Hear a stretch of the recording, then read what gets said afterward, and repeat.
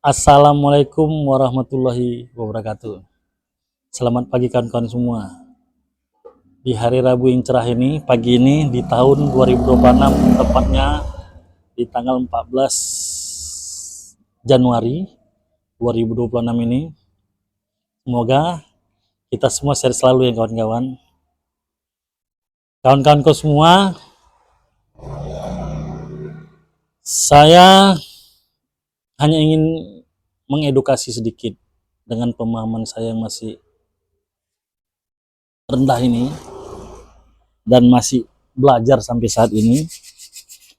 Ada sesuatu informasi yang diberitahukan oleh teman saya juga, yaitu tentang yang namanya koin digital atau kripto. Saya sedikit mau cerita, saya mengenal kripto ini tepatnya di tahun 2014. Saya dengar informasinya. Pada saat itu, kripto ini belum begitu menggema seperti sekarang ini. Atau tepatnya Bitcoin lah kita cerita. Masih orang-orang tertentu atau kalangan-kalangan tertentu yang mengetahui informasi ini dan membicarakan tentang Bitcoin ini.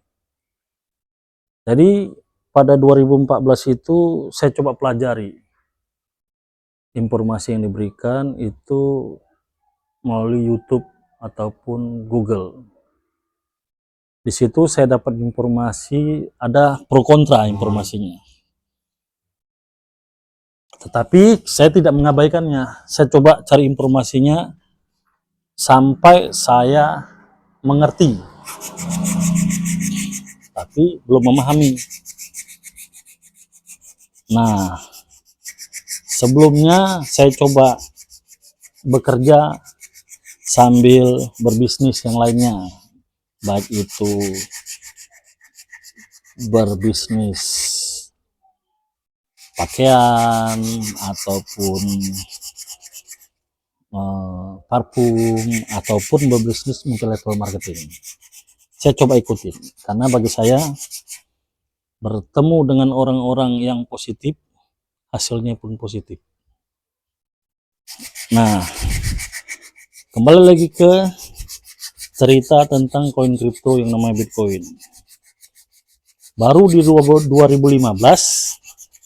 saya coba membelinya melalui yang namanya PIP atau Indodax saat ini.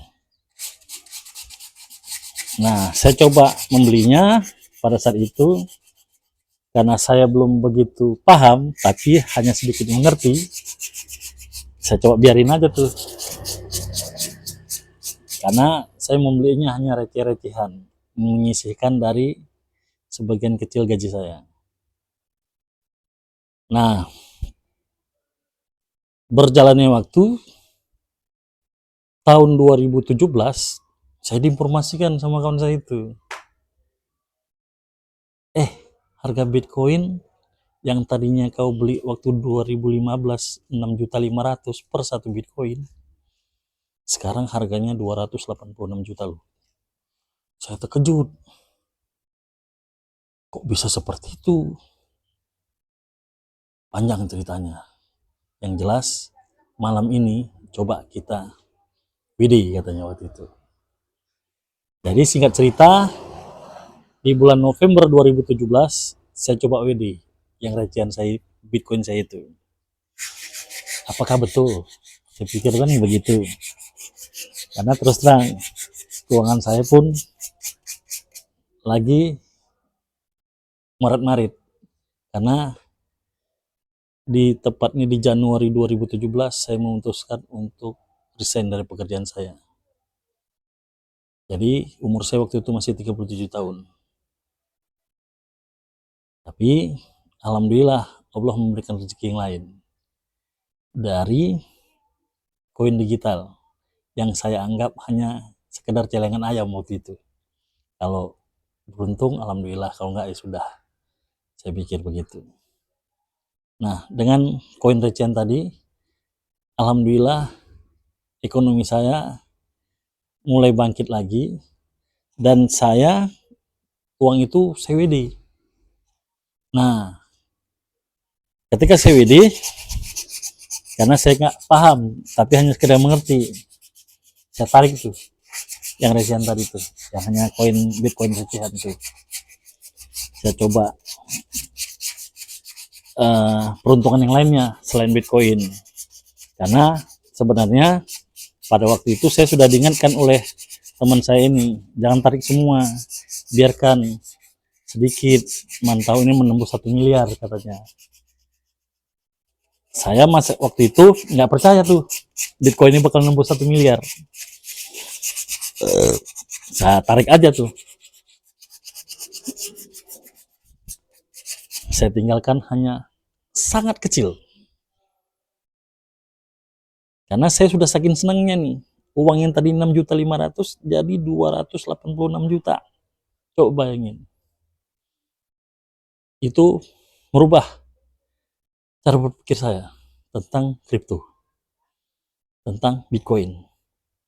Baru harga segitu saya sudah senang kali. Nah, setelah itu saya ketemu lagi orang-orang baru untuk bermain yang namanya bisnis trading. Alhamdulillah di situ saya tidak rugi dan hanya untung sedikit saja.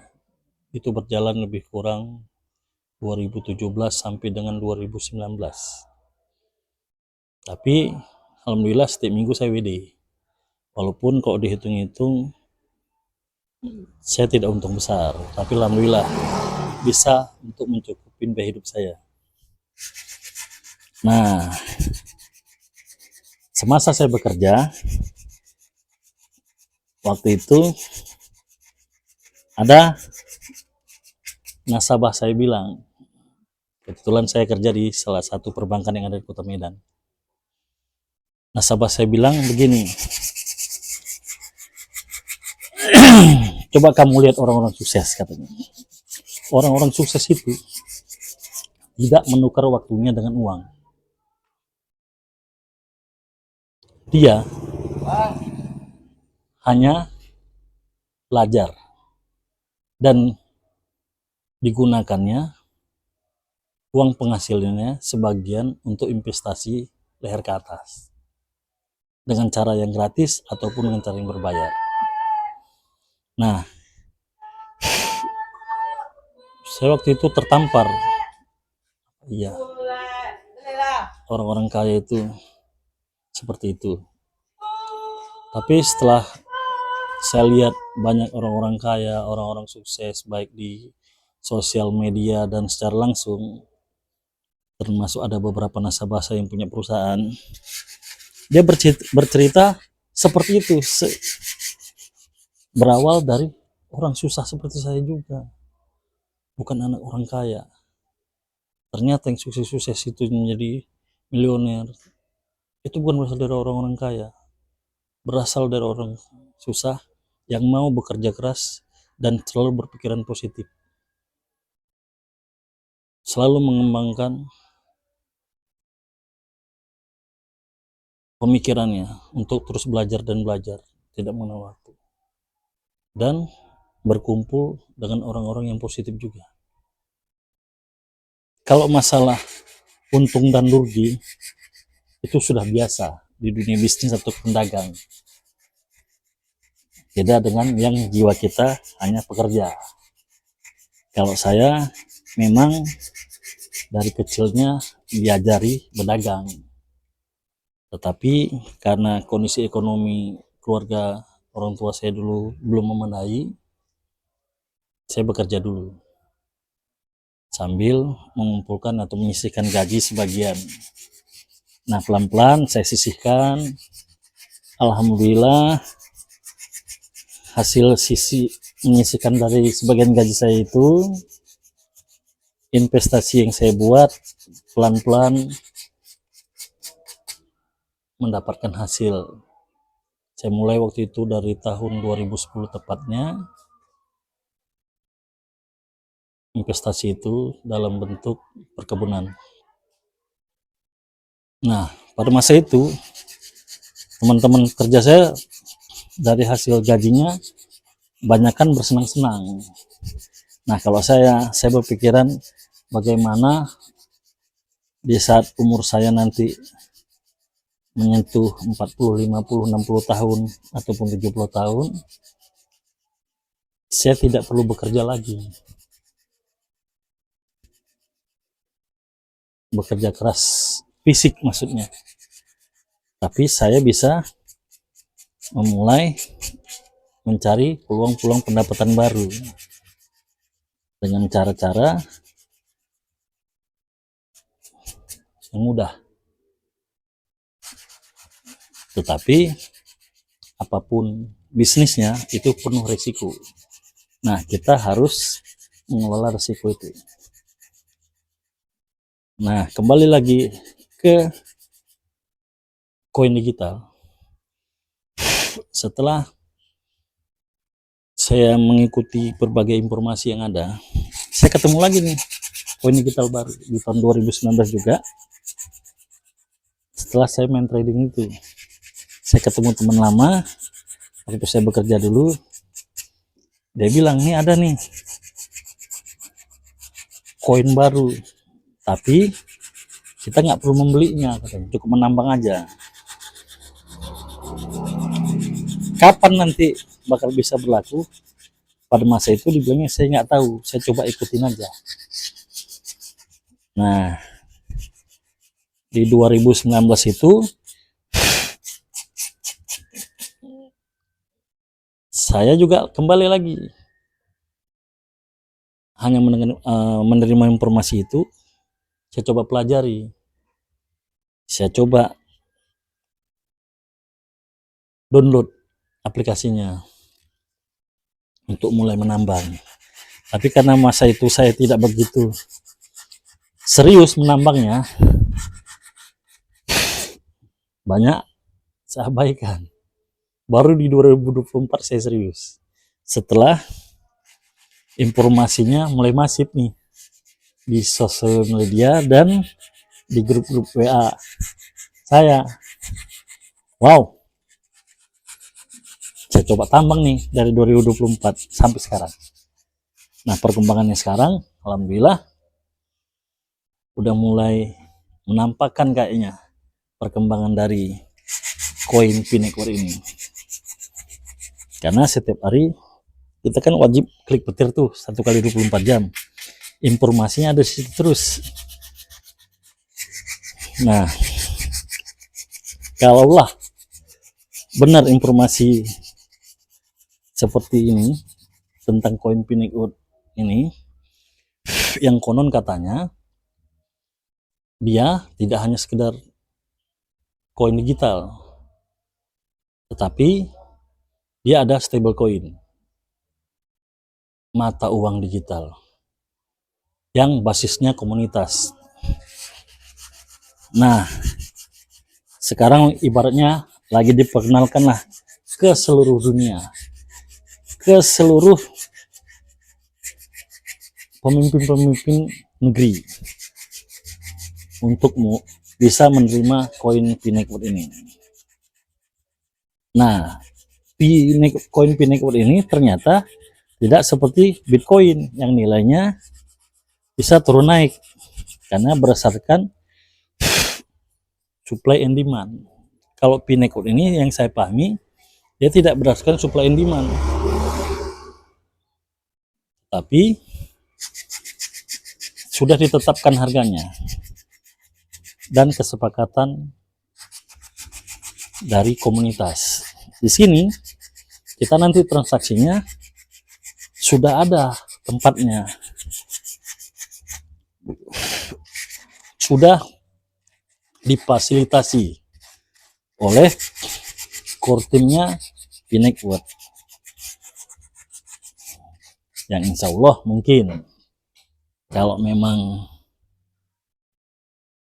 proyek ini berjalan dengan lancar, mudah-mudahan 2026 ini sudah bisa dikonversikan, baik ditukarkan berbentuk barang, mobil misalnya, properti misalnya, elektronik misalnya, ataupun uang tunai yang bisa ditarik dan ditransfer ke bank yang ada di seluruh dunia, termasuk Indonesia.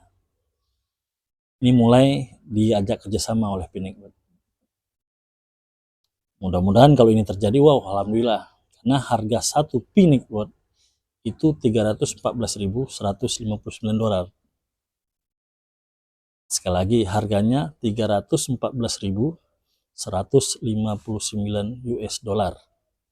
Kalau dikonversikan rupiah tuh, coba, saya belum nyampe itu ilmunya atau kali-kalinya. Nah, bagi kawan-kawan yang sudah punya, saya ucapkan selamat. Kita tunggu sama-sama. Mudah-mudahan di 2026 ini itu bisa kita nikmatin. Karena saya pelajarin sejarahnya Bitcoin, itu mulai dia bisa dikonversikan sangat saya di Piala Dunia 2010. Yang waktu itu yang juaranya Spanyol. Apakah setelah Piala Dunia atau sebelum Piala Dunia, saya lupa tentang Bitcoin yang bisa dikonversikan ke mata uang negara-negara seluruh dunia. Nah, kita harapkan Pinecbird ini juga terjadi seperti Bitcoin. Karena sejarahnya mirip, saya lihat nih, antara sejarah berlakunya Bitcoin dan Pinecbird ini sepertinya mirip-mirip. Itu yang saya pahami loh. Bagi kawan-kawan yang pemikirannya sejalan ataupun mau bertanya-tanya, silahkan nanti di kolom komentar. Oke, mungkin ini dulu informasi secuil yang bisa saya berikan kepada kawan-kawan semua. Kita boleh berkomunikasi di DM ataupun di WA. Mungkin ini aja yang bisa saya sampaikan. Assalamualaikum warahmatullahi wabarakatuh.